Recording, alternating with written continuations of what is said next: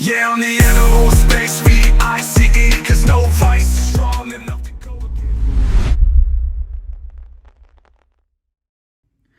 What is going on, y'all? It's your boy, Novice. I'm doing a little bit of a different recording setup today. As you can see, once again, I've got it the hands-free setup. This is much more akin to what I'm kind of trying to go for. And for the first time ever, we have a microphone. So, this is, above all, this is just a test right now. Doing some audio mixing along with some visual mixing, recording my audio and my visual separately. So if this one ever sees the light of day, then I didn't get it right. But while I have this all set up and testing the setup, I wanted to talk about the novice opinion that absolutely nobody cares about or asked for, but something that I've seen a lot about online, which is KSI leaving the Sidemen. And was that the right decision for him? Now, what makes me the expert? I'm glad you asked. Absolutely nothing. I have no dog in this fight. I'm just a viewer, like you all, in this little rat race. I have been watching the Sidemen since about 2020, the start of COVID, so there's certainly people out there who've been watching a lot longer than I have. I actually got on the Sidemen train because I was relatively familiar with at least KSI because of the beef with him and Logan Paul back in, about 2015, 2016, around when I was graduating high school. So I'd heard of him. But I didn't really know anything about who they were or any of their story until about the launch of Prime, whenever that was, because this is an unpopular opinion, I know. I actually like Logan Paul. I enjoy his content. I think he's grown a lot as a human being, and I think a lot of people who say that they don't like him, I mean, of course you're entitled to that, that's your opinion, but I think a lot of people just speak with they speak out of emotion, which is what people are prone to do, and they make an emotional decision on how they feel about a person based on a very small amount of information. And I'm not defending Logan Paul, I'm not condemning Logan Paul. I'm saying make your own opinion. I've watched a lot of his content, and I feel like, at least from what he shows online, and that can be very different from how a person is in person, I feel like there's a lot that he's shown and demonstrated that speaks to a genuine, authentic character. That's my opinion. But, long story short, all that to say, that's how I became familiar with KSI, and then, thusly, the Sidemen. And because of that, I've been watching a lot of their content for several years now. And as a group, I think that they have been, without a doubt, one of the most successful YouTube groups to ever hit the scene.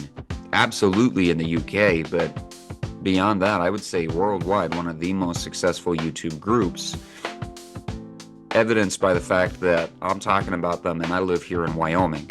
I don't know of any other large collaborative YouTube groups like that that have withstood that test of time. They've been going for 13 years, and I think it's for two reasons that has worked for them. Number one, they were all friends in some capacity. They all knew each other before they started the Sidemen.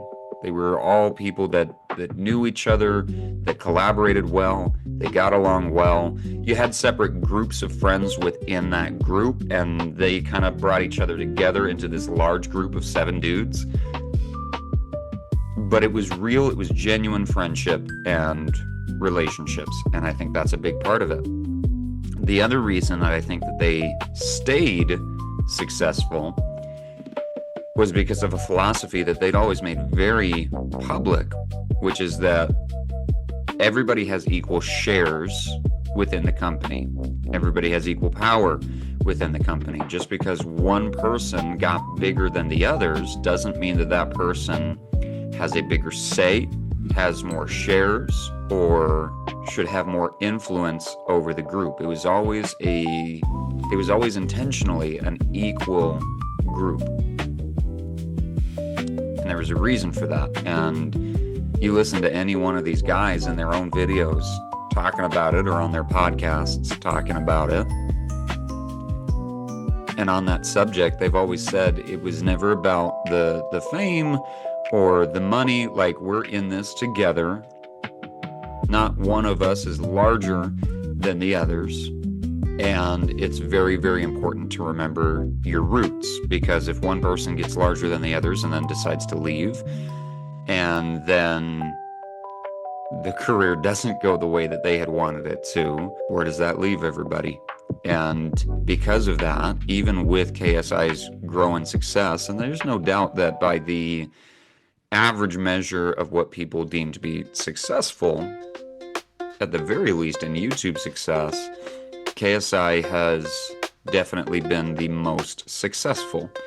He's definitely been the largest content creator of the group. But it's been that way for a pretty long time. Now, there are other ways that you can measure success. And in some ways, yeah, I think others could argue that financially, maybe Vic Star is doing very well. He's definitely doing very well for himself. But you might argue that that Vic or Simon are equally successful. But there's a lot more to success than that. If you're measuring by life alone and the overall meaningfulness of that life, most of these guys are married, starting their own families, having kids, having meaningful relationships, and all of them are doing well for themselves.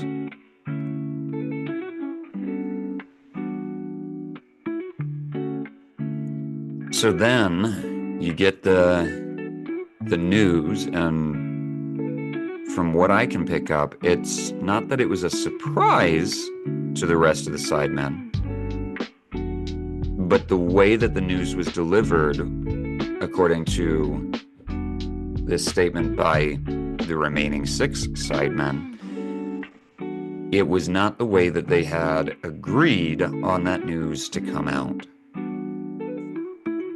So I can only speak for myself, but it feels like a mistake. It feels like JJ, KSI,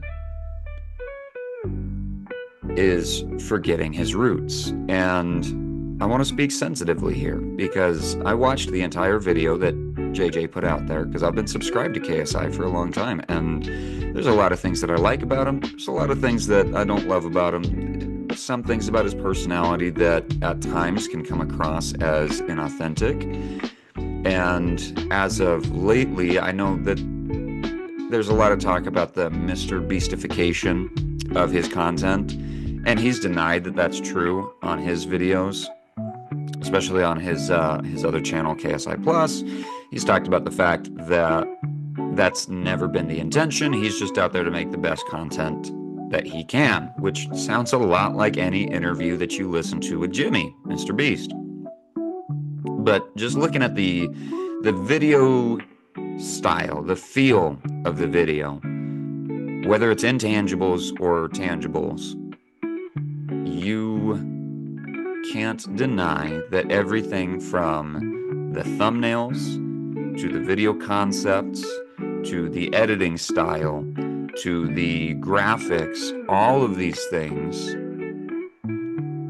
they scream that JJ is trying to be the Mr. Beast of the UK. And I mean, it makes sense. He's got a business, a company with Mr. Beast and Logan Paul. They've got Prime, which is JJ and KSI. They're not the company owners, but they are a big part of that brand, Prime. And then you've got Lunchly, which combines Feastables, which is Mr. Beast's product, with Prime. They've got Lunchly. It's this Lunchables, better for you. I'm not knocking the product. I've never tried the product. So I'm far from the expert on speaking on any of these things, and I want to make that abundantly clear. But I am a viewer. I'm an avid viewer, just like any of you are. And as a viewer, you can't help but make these observations. And the more Mr. Beastified that JJ's content has become, the more it seems like his ego has risen. And JJ's always had an ego, and in a lot of ways, he's always admitted that ego. But in other conversations, JJ will distance himself from KSI as, okay, one is the person and one is the persona. And that's fine. I think we all do that to a degree. But it feels like lately what we've been seeing online from JJ is we're seeing less and less of JJ, and we're seeing more and more of KSI. Now, at the end of the day, obviously, these are personal decisions to be made by the individual. That's JJ's choice if he decides to do that. He cited a lot of very personal reasons for why he was doing that, as far as wanting to be able to focus more on his life and his career and his work-life balance and spending time with his loved ones. I respect that. I think that's a very logical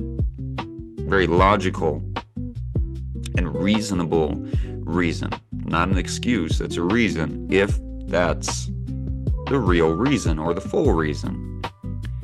I suspect that's part of it. I also suspect that there's probably a little bit more to it than that. JJ's been pumping out content like a beast. A Mr. Beast, you might say. Power to him. As somebody who's a very, very small content creator myself, with 5 subscribers and no viewers, I'm always working on filming and editing and posting more content. I get that. And so you add on to that the fact that he's got 40-something million subs, or so he's been told, and another commitment with this group of 6 other guys, and it's a full-time commitment. I understand where he's coming from, but it feels like a mistake. And the reason I say it feels like a mistake is because, as stated earlier, it feels like it's going against everything that the Sidemen as a group have ever stood for or spoken for over the last 13 years. It feels like JJ is forgetting his roots. And it feels, as a viewer, despite the very legitimate reasons that he gave as to why he's making this decision, as a viewer, the message that we're receiving is that KSI got too big for the Sidemen and they are holding him back. Now, the rest of the Sidemen, Simon, Josh, Vic, Toby, Ethan, Harry, they're going to keep going. I will not be surprised if they continue to keep going and continue to be successful for a good number of years. I hope they do. I will also not be surprised if over the next few months they try to keep going and everything just feels off. I don't think that they're going to bring in a new 7th Sideman. I think Deji would fill that part just great. I think that George Clarkey, Chris MD, any number of the guests that they host on the show regularly would be great stand-ins. But there's a reason that they've never inducted anybody else into the Sidemen. And it's going to be really hard for them to suddenly do that now. Because if they do that, what they're saying is that there's this magic number 7 that there have to be. And if they do that, then it becomes clear that the Sidemen as a group is more of a group and a brand than they are individuals. Then that opens the door for, well, what about when Vic becomes more successful in his DJing career than he does on YouTube? well, he's got a free pass to just leave the Sidemen. They'll be okay. They'll replace him with somebody else. And it becomes a slippery slope in that regard. Obviously, they're going to do what they're going to do. But I won't be surprised at all if in a few years JJ decides he wants to return, and I don't know how smoothly that's going to go. Obviously, they'd be silly not to have him back, but I don't know. They've been through something similar before at the height of the diss track era. I would love to see more diss tracks. I love that shit.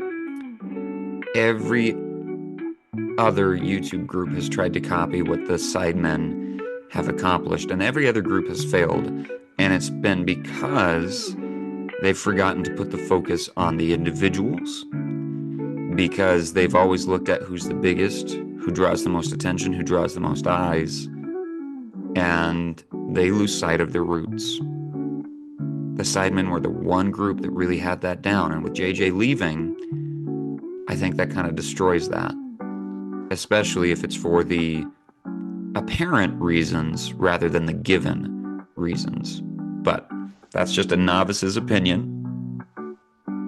I don't think I have to worry too much about offending anybody, but if I turn out to be dead right in some of the predictions that I made, come back to this video at this time. Let me know that you were here. All right, so like, comment, subscribe. Let me know what you thought. Let me know where you agree, where you disagree. I want to hear all those opinions. Let me know how the audio quality turned out on this one. I'll be real bummed if it didn't. But remember, you will die. So remember to live, remember to love, and remember truth. I will see you in the next video. Peace.